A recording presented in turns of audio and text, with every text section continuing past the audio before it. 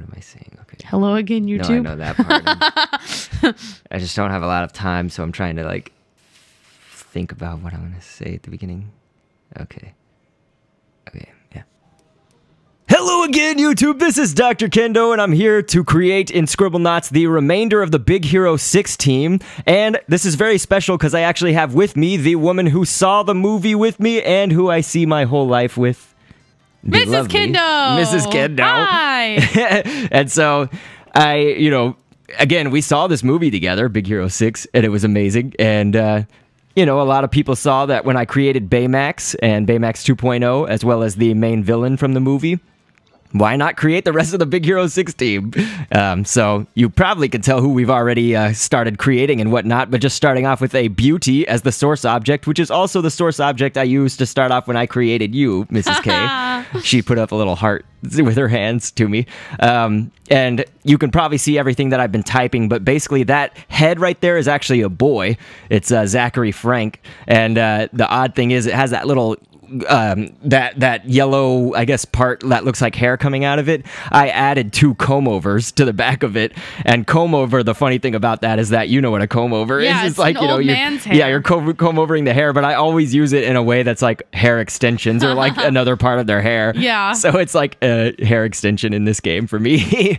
But you saw a magician's assistant as the legs. This is odd. A mango is going to be her little shoulder pads and stuff. And so we are creating the superhero, I guess, versions of them, not the layman's, like the normal clothes that they wear and stuff just day to day. This is all their super armor and whatnot. So she actually does have, her what would you call that? It's like not a sweater, but like her arms are covered in whatever her under clothing is. Yeah. But her hands show out a little bit. Her fingers show through the ends. I never really paid attention to and that. So that's what I was doing the fingerless glove there for, is that's supposed to be like in Scribblenauts, since characters look different, they don't really have fingers in this game, most of them. So like that's supposed to represent her fingers coming out. Okay. A purse, of course, is her purse. And I'm using the gumball for the chem balls. She has her super ability was that she could, with her chemistry background and everything, she had these little, they call them chem balls, I guess, but they each had different properties within them, and so she would throw them. Do you remember that? And like some of them were like sticky, or some of them would create smoke, like a smoke screen. So I used gumball, and I did actually color them according to how I viewed the image of her on Google Images, so I didn't just do a random color pattern. I tried to, have some basis for that. It's a little bit hard to create the faces, I would say, for a lot of these characters because they all have helmets on, and I used a shark's fin to be those little, yeah, that's a shark fin that is where the ears are, basically. She has a heart on her purse, and I'm painting it with this odd color pattern right there because it's sort of like, it looks like a digital, heart. It's got all these digital LED-looking colors, so I wanted it to look kind of computery on the side. So what do you think? I think she looks good. So that's Honey Lemon, and we'll talk about what she does, what's her background and stuff in the movie. So Dr. Kendo already talked about this, but Honey Lemon loves chemistry, so her armor has the special purse that contains the mini chemical lab inside of it. And I loved this. The touch screen is the periodic table, so she basically types in whatever element she wants to combine, and that makes the ball, so she can make various weapons in the chem balls by using the periodic table. And the strap on her purse has all the empty capsules made of an advanced polyethylene shell, which are passed into the purse, and syringes inject the chemicals into them. And it includes hardening foam to halt movement, cushioning foam to break falls, ice to freeze enemies, and smokescreen for camouflage. So I'm going to go out and say, I mean, this might be... It's a tough decision because I don't know how I could pick a favorite, but Honey Lemon was definitely in my top, 3 of the Big Hero 6 team. Like, I really liked her. I really enjoyed her and her, the chemistry balls and stuff. I liked her as a character and everything. Just added in that last little detail there because we had another stamp space. But you can see here, we're now starting with a Space Marine, go with the female version, and this is actually going to be for GoGo. Another great character, of course, but the other female of the Big Hero 6 team. We're using Buzz for the legs. Buzz is one of Maxwell's many brothers in this game. You can see that pattern, Mrs. K, on the legs is also the pattern on the torso And the lower parts is, I also colored it black right there, so it was a little bit darker. But that's one of the patterns, and I think I find it really useful in this game. But it's like one of those patterns that just has red and black and stuff, so I don't have to use multiple stamps, you know, objects to create it like a different way. So it's kind of a way that I can color it. And her design on her clothing has these crazy Tron computerish looking, you know, stripes on it, I guess you could say, or patterns to it. So that's how I did it. Also, I really like that it's red and black. And she has, this is discus. I'm using discus. You could use, you know, several things. But the reason I like discus right there was that it has the other little rings within the discus. You can see the other rings within it. It's a little bit bright, but you can see that, you know, there's multiple rings within the circle. White mage is the head. You could also use like a warlock in this game. The reason that I did white mage was because the hair is coming out right there. Yeah. She doesn't have her hair coming out down at the bottom near her chin, but unfortunately Scribblenauts, you know, we're limited to that shape. But she does have, you know, her bang hair coming out, and it's not purple all the way, but it's black with purple streaks. Again, another kind of limitation to Scribblenauts here. Her eyes are just a series of dots, of course, but then I found something that could actually go smaller than a dot, which is pimple. Ooh. If you just type in pimple in this game, it's that's also what I use for her nose. So I don't always do a nose. I don't always do a mouth. Scribblenauts as well, it doesn't have that in 76% of the, you know, humans and humanoid characters in this game. They don't have mouths or noses. But again, GoGo is pretty interesting. Her battle suit is based on her science experiment seen during her introduction at the San Francisco Institute of Technology. Through the use of mechanical engineering, GoGo strove to create a bike with intense, almost unimaginable speed. This was incorporated in her supersuit, which heavily consisted of the same electromagnetic wheels used for her state-of-the-art bike. However, not only do the discs act as wheels and a mode of transportation, they also act as dangerous weapons, capable of causing quite a lot of damage once flung to a specific target. Once the target is hit, if at all, the discs magnetically return to the suit, enabling instant reuse. So it's an interesting Captain America kind of like thing. If you know Captain America's shield, he throws it and it comes back to him. It was kind of like that. But yeah, she's sort of a cool, tough chick from the movie. Like how it turned out, I made her hover so that it looked kind of like she was wheeling rather than just walking. Wasabi is now who we're going to create. It's also starting off with a Space Marine, and this time we're starting off with the male Space Marine. You don't always have to do that in Scribblenauts or anything. It just so happened that a male character does have the male Space Marine as the source object in this, and the female Space Marine was with the female. Brian Furfer is the guy's head right there. This was interesting because I thought, you know, what kinds of heads do I know have that crazy hair? Because he has dreadlocks in the movie. And so I honestly wish it was more dreadlocked than it is right now. You know, you'll see probably by the end of this that his hair does seem a little bit short compared to the real Wasabi, but we're using a piece, actually that yellow piece right there, that's over his eyes. That's like the visor. You know, he has that glass, I guess, visor over his eyes when he wears his helmet, when he wears his headset and his headband and stuff. The visor, that same piece in Scribblenauts is also the one I used for like Sonic the Hedgehog, Knuckles and stuff when I created the white part of their eyes since it's so huge. It's part of, I call it the 29-page library in Scribblenauts. It's basically just a generic library of shapes. They're very random, but it's like a lot of body parts and a lot of things. That comes from a Tooth Fairy's wings though, so like that's the wing of a Tooth Fairy. But you have to get to it through the library of shapes right here. If you typed in Tooth Fairy and went to her wings, it would appear differently. This is going to be fascinating. People probably wondered how was I going to do this. His blades or whatever that are on the end of his, you know, hands, I just did icicle. So that's an icicle. Who would have thought? I'm kind of accenting it a little bit with an ice ball. Another ice-themed thing. There's not really any basis. I didn't deliberately just choose ice-related things. It's just that I wanted that shape. That's because his hands or whatever, you know, his special blades that he has on the ends of his hands are not just this triangular shape. It has kind of like a flowy electrical, I guess, pattern to it. And so I wanted it to be, you know, not just the icicle pointy shape. And so one of Maxwell's brothers, Shadow, is the legs right there. So that's just different colors for shadow. I'll have Mrs. Kendo go ahead and read about Wasabi, though. So Wasabi's scientifically engineered abilities are based off of his latest school project, which is laser-induced plasma. And in addition to his natural physical strength and scientific skill, his suit contains a pair of retractable plasma blades housed in the forearm. So I guess that's like what Dr.Kendo was talking about. They're plasma, so they're not really like a solid thing. And the blades are razor sharp and can slice through most, if not all, materials with relative ease. In battle, Wasabi appears to be the most powerful member of the team, excluding Baymax, as seen where he used his plasma blades and own physical agility to counter nearly every one of Yokai's attacks. He has very quick reflexes, as shown during training, when he can easily cut down all of the tennis balls aimed at him from the quick tennis ball cannon without getting injured.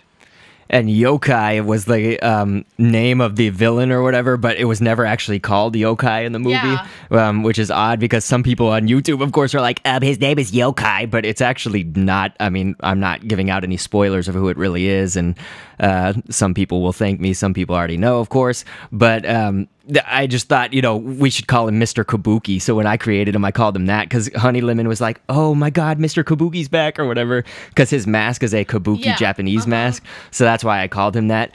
If you want to give Wasabi a cape, this is also what I'm demonstrating. I don't end off my creation with it, but you want to make sure that it's far enough back because you saw I just moved it forward and it went over his left leg, which is to our right. You see, it went over that, so you would actually see his leg behind the cape. It would be like the cape is going through his body. So again, I didn't end up using a cape for my final creation, but it was just something that, I have seen some pictures of him with the cape on. So if you want to do it, go for it. This is an interesting one because it's the only one we're not really starting off with a human or humanoid character to create it. It's very fitting because we're creating Fred in his Fredzilla suit. And so we're using a dinosaur. It's an Allosaurus. This is also what I started off with when I created Godzilla in this game. So we're almost doing the same thing too because Godzilla stands more upright. Well, so does the Allosaurus. Or we need it to, I should say. We need it to stand more upright for Fredzilla. It gets very complex here because you want to put the head right here, that human head, H-E-A-D, not the Allosaurus head. You want to put that head on the actual head grid shape for the Allosaurus. Otherwise, he's going to move all funky. We took off the little legs down for the Allosaurus and put on werewolf legs because he has these like claws. And then we also used the werewolf hands because they have these claws. So Fredzilla in the Fredzilla suit, he's got these 3 little points for his hands. So I kind of like that the werewolf in this game has 3 claws. It's accurate. Yeah, thank you. And as you know, Mrs. Kendo knows, everybody out there hopefully knows this game has a limit to stamp space, meaning as we're putting on all these different pieces to create our one object, you're limited in how many you can put on. This game does have a cap on it or a limit to that. So just be aware, I didn't forget something, if I didn't include something. It's just because I couldn't actually put any more on it. For the eyes, it's just dot for that circular shape. But then I'm using this big, funny little shape that I've discovered. I don't know when I discovered this. I forgot. It was a long time ago. But it's called Utapam, and it's like this. It's like this bread. I'm sure you could get it through some other synonym in the game and get the same exact shape. But I always just type in Utapam. It's Uttapam. And I looked it up, and it's I think it's from India or something. It's like some be totally immature, kind of but it looks like poop. So it's some kind of poopy shape is his eyes. But Fredzilla, of course, has 3 eyes, and we're going to get the other part. He's got horns and stuff on his head, and so I will get to that in a second. This goldfish right there we just typed in. I'm just taking the top fin of it because he's got these little what would you call that? I guess they're like spikes across his arms. But then I also use that same goldfish fin shape for the top horns because his suit is basically a division of like a darker blue color, a light blue, which you see down there at the bottom of his feet, and then an orange. So it's like I had to get all these different colors, and of course the yellow for his eyes. And trying to get that in Scribblenauts, I was like, how am I going to do this? Well, this is how I'm doing it. I think it looks awesome. I don't think it matters that you this is a really detailed one, and since it's not human, you have to do a lot harder things for it, and so even if you don't get to put all the things exactly how they are, I mean, you can tell what it is. It looks really good. I appreciate that. And we're moving around everything because I think one of the most complex things about this is there's so many pieces to the Allosaurus in Scribblenauts that I have to see, I'm moving the tail now. I'm just moving all these little intricate pieces to where they need to go or where I feel they need to go, and it's still not even done yet. He has all these little spikes on his tail, so we're actually just cloning the tail end of the Allosaurus right there for those spikes, and then I used a fang right there for that oddly shaped other spike, because not all of his spikes in the pictures of him, are exactly uniform like that, so I wanted one to kind of look smaller. So again, just with the different kinds of colors and stuff like that, he's got a orangish belly.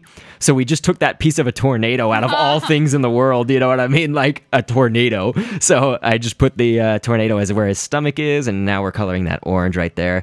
Again, I had to think, how in the world can I do this? Because it's a complex one, and as Mrs. K said, it's not human looking, so it's quite interesting, I would say. Fredzilla! So there he is, although we need to get the orange on the top of his head. It goes a little bit further down, kind of extending to the circles that are his mouth right there. So that's what I'm doing right here. Of course, just horns for those horns that are on his head. But we should read off what he does. So the Fredzilla suit's exoskeleton enables Fred to jump incredibly high, and it contains a flamethrower installed just below his chest in the mouth of the suit. The suit is also flame resistant and is equipped with claws. So while working as a mascot for a friend, I'm getting all tongue-tied. San Francisco, that's the, fictional town, I guess, that it's set in. He has also developed sign spinning skills, which have proven surprisingly useful in combat, as he was able to pick up a metal board and twirl it at a high speed, like a sign, effectively cutting down and destroying many microbots. Also, when the boards he uses are imbued with fire from his flamethrower, his attacks become even more powerful. So here you can see in the scripting, I put jump height very high, and I'm making him fire breathing right when you create him, so he'll always just come out fire breathing. But it was awesome. I know a lot of people really liked Fred as a character. The interesting thing also is that Fred is, well, that would be a spoiler, but let's just say he's the son of a very important man. I think we'll leave it at that. We find in the movie. So... I guess right here, just finishing off the scripting, we are Fireball. Yeah, fireball. So that's another thing that he does. He shoots out after he gets attacked in this game. I have him shooting out a fireball. It's just additional, fire damage that he can do. Here's where we're doing the fire breathing adjective. Basically, it's just a script for whenever he's created, he'll automatically have it. So there he is. That's so crazy. I like it, though. So does it actually breathe the fire out of his mouth? Since his mouth is in kind of a weird place? Yeah, it's like ish, it comes out mostly from the mouth in this, because I put it on the head. Again, it defaults to wherever the head is so, in the game. So this is Hiro, and we are probably straying a lot with Hiro's helmet right there. You can usually see his whole chin and his mouth and stuff like that, but the Daredevil stamp in this game does not have that showing. Do you want to read quickly about Hiro? Yeah. So unlike the rest of the team, Hiro's armor lacks any real ability, as his true power lies within his genius. His suit enables him to hold on to Baymax with magnetic pads whenever the robot takes flight with him aboard, as well as partial protection from destruction. His helmet is also equipped with a communication device, enabling him contact with the rest of the team members. That's actually what we just showed right there, was I put him on the Baymax 2.0. Oh, cool. So I spawned that again. I made Hiro wearable like a backpack. So the Hiro object can be worn like a backpack, basically, is all that's saying. Will other characters do it? Yes, unfortunately, other characters would also do it if you put him on it. And so when I put him on the Baymax, we had this same problem with my Guardians of the Galaxy creations. I wanted Rocket Raccoon to ride on the top of Groot, or more on the back, I should say, of Groot. And so instead, he stands horizontal. So Hiro would be horizontal to the Baymax whenever you put it on. Because in this game, it doesn't... This also happened with Banjo-Kazooie. I made Kazooie a backpack item as well. It's like standing. So imagine if Baymax was laying down and Hiro was standing on top of him, and then Baymax stands right side up. He looks like this. So they're always like perpendicular to each other. Weird. It looks so stupid, like because they're meant to have a backpack on their backs rather than a human in this game. So it doesn't quite get that. They're all killing each other. It's because they were all being attacked by something, and then they all started attacking each other. So the reason that they were all attacking each other is because they were... Powerful angry beast. It's like they were basically just fighting this monster that I put out onto the level, but then their attacks being projectiles hit each other, so they got angry at each other in this game. So how did you get Hiro to sit on Baymax's head? So... Baymax is scripted to be able to have people ride on top of him. And so Hiro is a backpack object and Baymax is a rideable object. So ride in this game means that he'll sit on the head. Oh, but okay. It says pick up when you want Baymax to pick up Hiro. So when you do pick up, he'll do the backpack thing. Okay. But if you do ride, he'll do the sit on the head. So you actually have both options, which is good. This is just a showcase of each character individually that we've created here, and how they attack, and how they fight against this. She's throwing her balls, like, for real. Yeah, it's the gumball, basically, is the projectile in this game. Again, it's to represent the Kim balls. So, it's pretty awesome. But yeah, in the Baymax 2.0, I actually had him originally shooting out a fist as the projectile, because I was like, I don't know what to do for his rocket fists and stuff. I'll just type in fist, and it looked like a human hand like this, going out. And then some subscribers actually, thanks to them, their comments actually reminded me, oh, I should change it to this. They recommended a boxing glove. Yeah. I've used a boxing glove before in creations. I just forgot about it, and so for once I actually did forget something when people are like, you forgot this or you forgot that. I actually did forget that. Like the boxing glove could be it was a red fist looking projectile. And so GoGo, of course, shoots out discus, not yellow discus, but just discus is this guy. So, did you know that wildebeest was spelled Beest? Yes, I did. I did not. I spelled it incorrectly, and the game was like, did you mean this? So, yes. Evil, angry tiger. Yeah, this is like animal abuse now. You're having them fight animals. It's just my default thing in Scribblenauts. I always think, okay, what should they fight? And I just like think of the first living thing that comes to my mind, and it's always an animal. Oh my gosh. But I also have them fight angry men, of course. You should introduce the world to Party God. Yeah, somebody actually asked me, what was your first creation ever in Scribblenauts Unlimited? And I said, well, me and my wife actually created it, and people see it every episode because they see, oh, there he was. Party God! They see him either in the backpack or they see whenever I open the object editor, he's the first thing that appears because it was the first object we created. Look, it's a Minecraft skeleton. Oh, yeah. And Fredzilla just fire breathed on it. Well, the reason we made Party God was because before there was even a Scribblenauts Unlimited, we used to sing Party Rock like Party God, I think, because we like to make God, and when they first made you like put adjectives, I tried to type in Party God and it didn't work. Didn't come out. So then when they made Scribblenauts Unlimited and you could like customize everything, we made a Party God who was like super happy and nice and would shoot out cupcakes to like everyone he saw. He's got like different colored robes. They're like green and orange and like party colors and stuff. There's the whole team, by the way. Look at them all. Yay! But yeah, now we're going to have to showcase Party God in a whole separate episode. We have to. He like spawns cupcakes at random. He might as well be the Big Hero 7. He should be part of the team. Apple ate too many of them and he got sick. Oh my God. So we had to make him start shooting out like dog bones when he would see dogs instead of shooting out cupcakes. Yeah, this is in Scribblenauts. Not in real life. We don't really have a Party God out here shooting cupcakes at us in real life. But yeah, so Mrs. K, I want to thank you for joining me here. You know, it's not every day that we are graced with your voice and your presence. Thank you. So thanks. And of course, thanks for seeing the movie with me and seeing my life with me. Yay!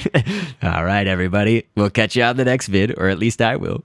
And thanks for viewing. And down the road of twists and turns, always anxious to see what's within. We can look ahead to the point of no return, to the rest of our lives, and the spectacle we give. down the road of twists and turns, always anxious to see what's within. We can look ahead to the point of no return, to the rest of our lives let the spectacle begin. Party God is in the House tonight.